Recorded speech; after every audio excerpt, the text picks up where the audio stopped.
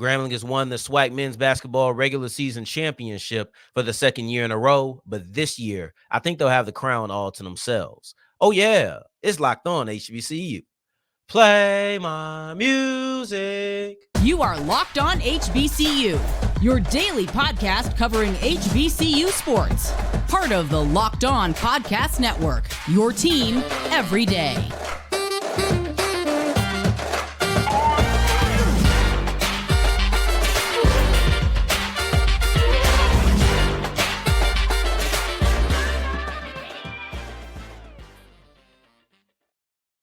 What's going on, family? Welcome back to another episode of the Locked On HBCU podcast, your number one daily one-stop shop for everything HBCU athletics, Monday through Friday, part of the Locked On Podcast Network, your team every day. And I, of course, am Darian Gray, a.k.a. the Mouth of the South, Texas Southern alum and former TSU Herald Sports editor and current contributing writer at USA Today's Saints Wire.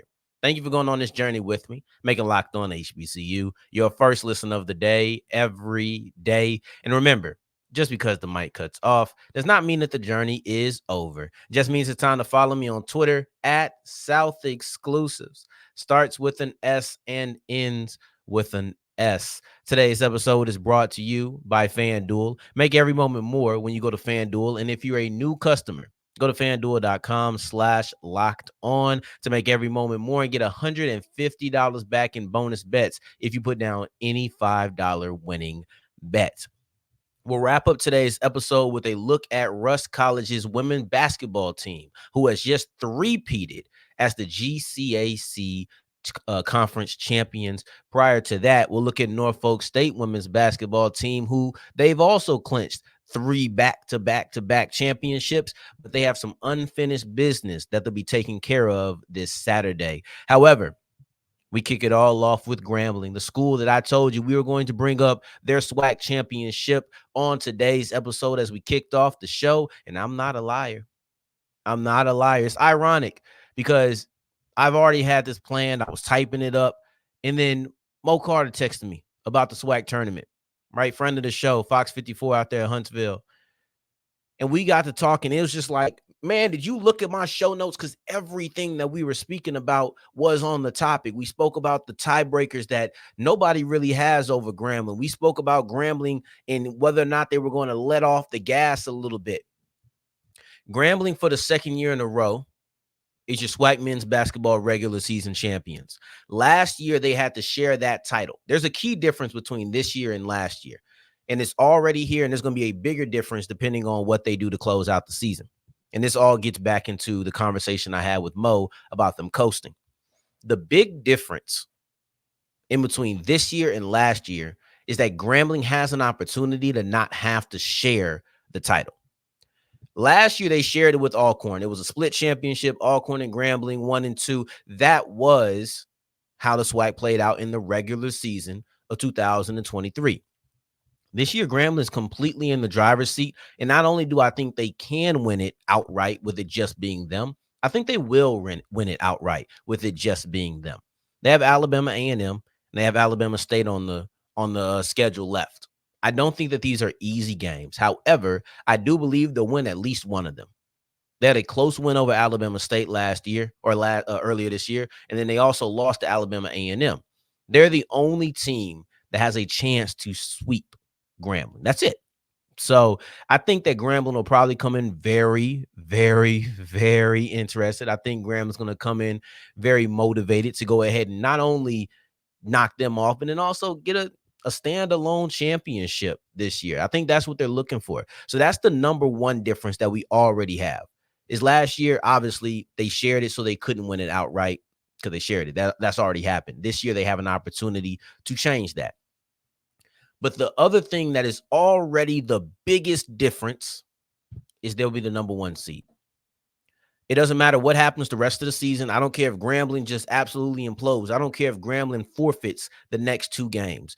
Grambling State is your number one seed in the SWAC men's basketball tournament. That was not the case last year. Despite being a champion, it was a co-championship, and they were the number 2 seed due to tiebreakers. So that's the biggest difference that we already have. There's a couple of teams who could catch Grambling and be co-champions. Southern, Alcorn, they both sit there at 11-5. Grambling sits at 13-3. If Grambling were to lose out and those teams were to win out, whoever did it, whether it was Southern or Alcorn or both, they would end up being co-champions. Then Grambling would have to share again, and it'll be that same situation all over again without being an outright champ. I don't predict that to happen, but it is a thing that could happen. It's a possibility. Them losing the number one seed is not, because when it comes down to it, Grambling has a tiebreaker over pretty much everybody in the conference. Pretty much everybody in the conference. They're 13-3. They lost to TSU, came back and beat them. They lost to Alabama A&M. They're going to have the chance to play them soon in hopes to avenge that. And then you also had, let's see, it was one team they played only once. And I want to say it's Bethune-Cookman for some reason. But it's UAPB. They lost to UAPB. Those are the three teams. So only team that has a tiebreaker over them is UAPB and a pending Alabama A&M, and that'll depend on point differential. This has been a really top-level team for the majority of the season. They're currently on a 5-game win streak. This is a squad that they've lived up to the promise that they set last year.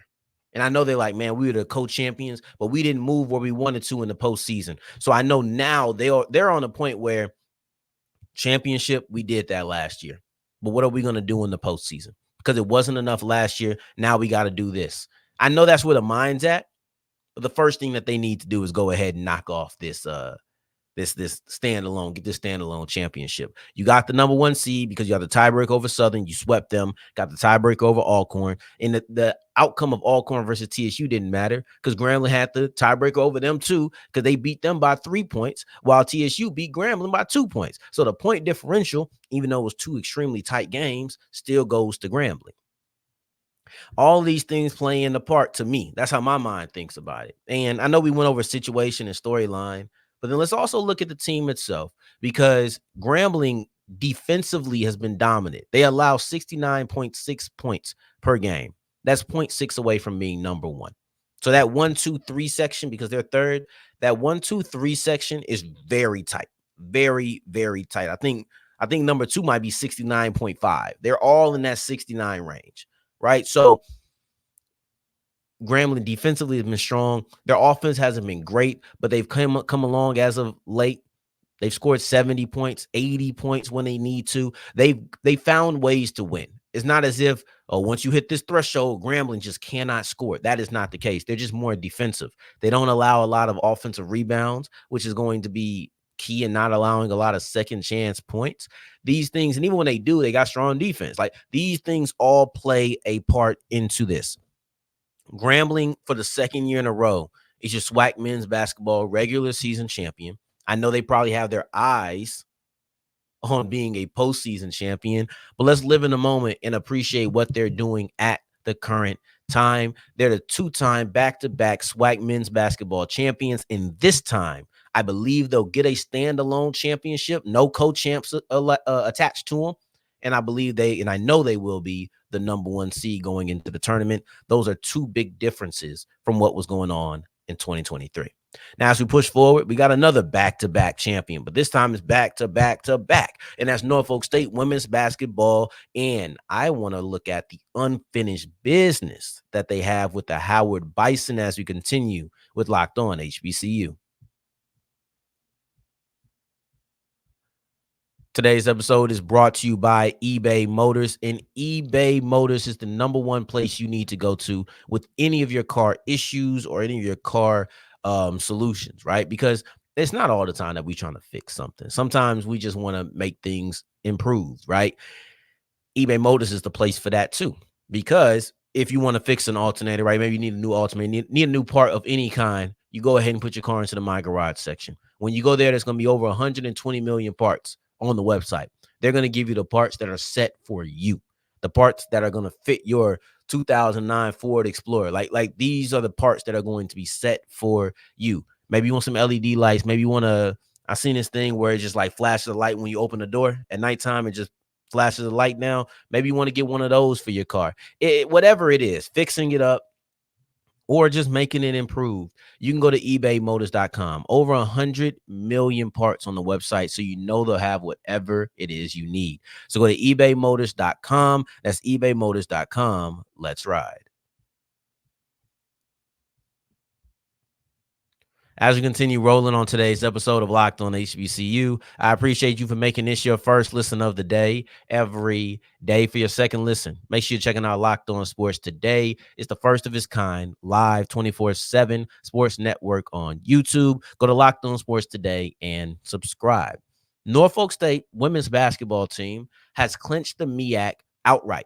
They're going to be the solo champions, but they still have some unfinished business. And I know that they're not going to coast going into the season finale. The point about Grambling not coasting was that they still have something to play for, so I don't think they'll coast until then.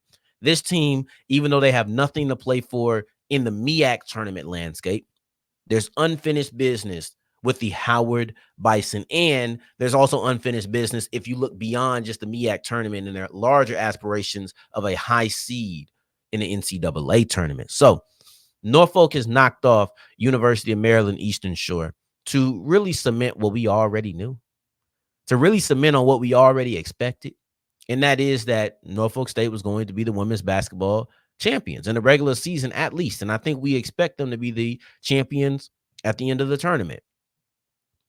For pretty much the whole year, they've shown themselves to be the best team in the conference, and after splitting it three ways in 2022, in 2023, they were outright champs. Now in 2024, they're outright champs. But there's unfinished business when it comes to Howard. And Howard hasn't had a bad year. Surprisingly, they've only lost 3 games. And the reason I say surprisingly is because that's not the discussion. Howard has had a really good year. It just hasn't been better than Norfolk State. So because it hasn't been better than a 12-1 team, kind of flies under the radar. But I'm here to highlight a little bit of it because it builds up the matchup that we're going to see this weekend. And the fact that Howard, they knocked off Norfolk State, the only team. Did you hear the record I said when I told you what Norfolk's record was? Norfolk State women's basketball is 12-1. That one team is Howard. Howard is 9-3. They lost to North Carolina Central twice in overtime, tightly contested matchup. So 2 of their 3 losses are games that are extremely close. 2 of their 3 losses are in games that had to go to overtime. This is a quality ball club, and they're the only team to knock off Norfolk State. I emphasize that because it means something. It really does. It's not just they trying to get their lick back. No, when Grambling wants to get their lick back against Alabama A&M, it's not the same as Norfolk. It's not the same as Norfolk State wanting to get their lick back on Howard. They need to get their lick back on Howard, honestly. I think with a victory, Howard can position themselves at the end of the regular season, at least, as the kryptonite to Norfolk State. And it might not even be the truth, but you knock off a team twice and you're the only team to beat them at all. That's some question. Maybe Norfolk just can't beat Howard. These are questions that should be asked if they come up victorious. And then also that you got the mental game, because we're asking the questions, but then I'm sure in that locker room, they're sitting there thinking, why we can't get over the hump? We beating everybody except for them. Then it sets up for later conversations. Oh, you just didn't have to see Howard, or, if they do see Howard, are they going to be able to third time the charm it? Like, these things all play a part. I love stories. I love crafting stories. Like, over everything, I love to craft a story. That's my favorite part of this. It's my favorite part of this. And this is a phenomenal story that is still being written. But the reason Norfolk State needs to get their lick back, yeah, they want to, because nobody wants to have a team beat them twice. Nobody wants to be swept. Yeah, Norfolk State wants to beat Howard because they lost the first time and they just want their lick back. Screw a sweep or not. Put the brooms away. This is just about pride and wanting to beat the team that beat you earlier. They want to get their lick back so they can assert dominance over everybody in the MEAC, but they need to get their lick back because I'm looking at the big picture. We here. I'm expanding. We going widescreen because Norfolk State, that loss to Howard at the beginning of the year, that first matchup, has major ramifications because it took the 14 seed off the table. I don't know if Norfolk wins the MEAC women's basketball tournament, but if they do, which is they should be the favorites, we got to look at seeding in the NCAA tournament. And I look at Jackson State from 2021, and I look at Jackson State from 2022. In 2022, they were undefeated, 14 seed. In 2021, in 2021, they had one loss, 15 seed. That's a difference. And when you're looking at seeding, you never want to be 16. They lose this game, they're a 16 seed. Point blank, period. If Norfolk State loses to Howard for a second time, they are a 15 or they are a 16 seed with no movement. I don't think anything changes from that. 2 losses in the MEAC or the SWAC is going to get you a 16 seed. 1 loss can get you a 15. Undefeated could get you a 14. And that's really what's at play here. I look at that first Howard game and I look at the ramifications that it was going to have. And I don't think 14 is on the table now. I look at another loss, 15 isn't on the table now. And the lower you get, the more difficult the task is when it comes to the NCAA tournament. Am I looking too far ahead? Probably so, but I don't play the game. I don't play on the court so I can look ahead. Just that simple. This game against Howard for Norfolk State is more than just a I want to win. It's I must win. Whether you want to look at pride, whether you want to look at maybe some mental warfare, maybe you want to look at the NCAA tournament, it's not going to hurt your seeding. You're number 1. They're number 2. No matter what happens in this game, they are 1, or excuse me, Norfolk State is 1 and Howard is 2. That doesn't matter. Mental warfare, pride, NCAA seeding, all of these things are at play for the Norfolk State women's basketball team on Saturday as they attempt to get their lick back. It's not a must win or it's not a want to win. It is a must win on Saturday, even though it affects nothing in the upcoming MEAC tournament. Now, as we push forward, I told you, we all about champions today. We are the champions, my friend. Anyway, we keep on fighting till the end. Norfolk State has been able to sing that song 3 times. Rust College has been able to sing that song 3 times. And on this 3rd time, this three-peat, because they stood alone, we talking about tournament champions here. We talking about 2 regular season champions to start off the show. This is a tournament champion in Rust College. They have won their 3rd straight GCAC conference title with their women's basketball team. And this one is a little bit more special. And we'll look at why as we continue with Locked On HBCU. Today's episode is brought to you by Fire TV. When my girlfriend got an apartment, one of the first things we did was go to Best Buy and get her a Fire TV. And let me tell you what, it's been one of the best decisions that she's made since moving in, right? You know, best decision was me, guys. But the best decision since moving in was that Fire TV, because it's the best destination for sports, live TV. And then you also get the smart TV. Like, there's different ways to go about it. You can have the smart TV. You can have the Fire Stick to just plug it in. All of these things are choices. My favorite part about it is not only do you get to have the apps, but you also get live television. You can just go and check out live TV right there. And they have their own channels with Fire TV for the opening week of baseball. That's March 28th to the 30th, somewhere along those lines. And then you also have the college basketball tournaments coming up. All of these things are here. We're a part of Fire TV. You can check out Locked On HBCU on the big screen. You can check out Locked On HBCU on the big screen. All you have to do is go to Fire TV, or excuse me, Amazon.com/Locked On Fire TV. That is Amazon.com/Locked On Fire TV. Get sports, cooking videos, live television, and everything in between. Go to Amazon.com/Locked On Fire TV. As we're wrapping up today's episode of Locked On HBCU, I appreciate you for making this your first listen of the day every day, making it all the way to segment 3. And I thank you 2 times for that. Thank you. Thank you. Rust College has three-peated as your GCAC women's basketball champions. And we aren't speaking about regular season any longer. We're speaking about that tournament. We're speaking about the biggest honor in each basketball season. No disrespect to the regular season title, not at all. But nothing compares to being the overall champion, because then you get to move on to being in the NCAA tournament. In Rust College's case, you get to move on to the NAIA tournament. So now you go nationally. After you win your conference tournament, you are guaranteed a spot nationally. But I don't have to tell Rust College fans this, because you're used to it. The last 2 years, going on 3 now, this has been your life. So welcome to regular, I guess. Welcome to regular. But the way it happened, the context around it, all of this is a little bit new, and I think that it should be highlighted because it's special.